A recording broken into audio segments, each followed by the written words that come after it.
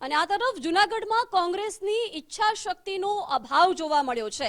જાણે કોંગ્રેસ આ મનપાની ચૂંટણીમાં પાણીમાં બેઠું હોય એ પ્રકારનો ઘાટ ઘડાયો છે। 8 બેઠકો ચૂંટણી પહેલા જ બિનહરીફ થઈ છે અને ભાજપના ફાળે ગઈ છે। ચૂંટણી થાય તે પૂર્વે જ બિનહરીફ 8 બેઠકો ભાજપે કબજે કરી લીધી છે।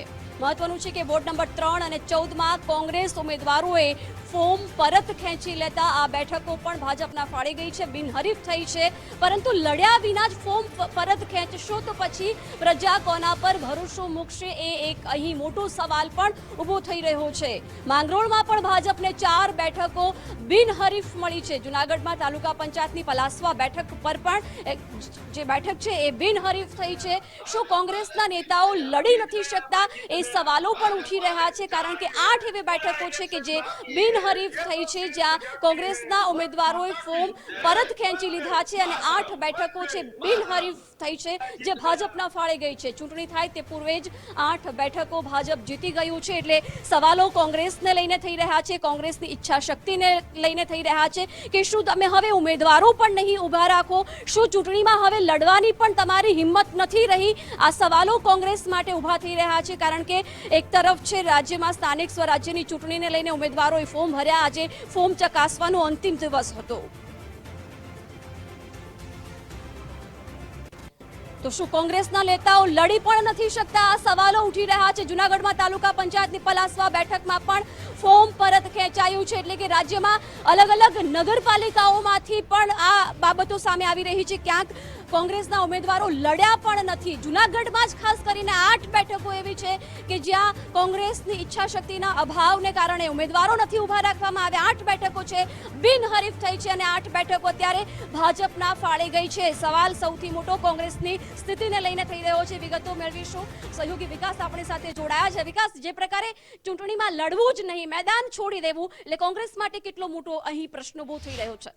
બિલકુલ, કોંગ્રેસ સંગઠન કેટલું નબળું છે, કે કેવી પકડ છે પ્રાદેશિકના જે મોટા નેતાઓ છે તેમને આ સમાચારથી બતાવે છે, કારણ કે જે આ ચૂંટણી પણ થઈ નથી એ પહેલા જ અહીંયા લોકો હથિયાર તેમણે નીચે મૂકી દીધા છે। ચૂંટણી થતા પહેલા જ તેમણે જે ભાજપના લોકો છે તેને સમર્થન જાહેર કર્યું છે અને કહ્યું છે કે અમારે ચૂંટણી લડવી નથી। હવે તેના બીજા ઘણા બધા કારણ હોઈ શકે છે। એક તો આપણે જે વાત કરી કે આ લોકો ડરી ગયા છે કે તેમણે હથિયાર મૂક્યું છે, બીજું કારણ એ પણ હોય છે કે આ એક પ્રકારની રણનીતિ પણ હોઈ શકે છે ભાજપની, કારણ કે ભાજપ આમાં માહેર છે। ઘણા બધા આપણે કિસ્સા પહેલેથી જોયા છે કે જેમાં ચૂંટણી જાહેર થાય એ પહેલાથી જ તેમના જે સંભવિત ઉમેદવારો છે તેમની સાથે એક સેટિંગ થઈ જાય છે અને પછી ચૂંટણી જ્યારે થવા જતી હોય પહેલા પછી આ લોકોને સેટિંગ કરીને અંતિમ દિવસે ફોર્મ પરત ખેંચે છે અથવા તો પછી તેમને સમર્થન આપી દે છે। એના કારણે પણ આવી ચૂંટણીઓ બિનહરીફ જાહેર થતી હોય છે। એટલે કે આમાં કોંગ્રેસે એ સમજવાની જરૂર છે કે તમારા પ્રામાણિક એવા કાર્યકરો કયા છે, નિષ્ઠાવાન કાર્યકરો કયા છે, એમને અલગ કરવાની જરૂર છે, કારણ કે કોંગ્રેસ માટે આ મોટો સેટબેક છે।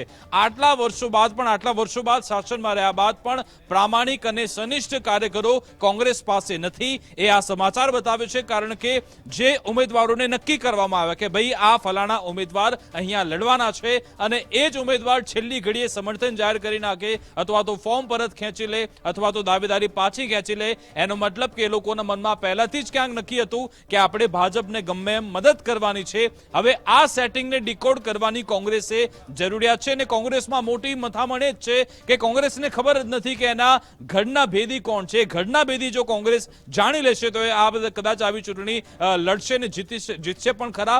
ઘણા બધા મુદ્દા થાળીમાં સજાવેલા હોય છે, અહીંયાની સ્થાનિક સમસ્યા ઘણી બધી છે, છતાં પણ કોંગ્રેસનું રકાસ એટલા માટે થાય છે કારણ કે કોંગ્રેસનું પોતાનું સંગઠન નબળું છે। તેની જે દોરવણી હોવી જોઈએ, કાર્યકરોને જે પ્રાણ પુરાવો જોઈએ એવું થતું નથી ને પછી અંતે આવા સમાચાર સામે આવતા હોય છે। એનો મતલબ કે જૂનાગઢમાં અત્યારથી જ ભાજપે 8 બેઠકો, મનપાની 8 બેઠકો કબજે કરી છે। આગામી સમયમાં જોઈશું કે કેવી રીતે ભાજપ અને કોંગ્રેસ વચ્ચે લડાઈ થાય છે। જી વિકાસ, આભાર જાણકારી માટે।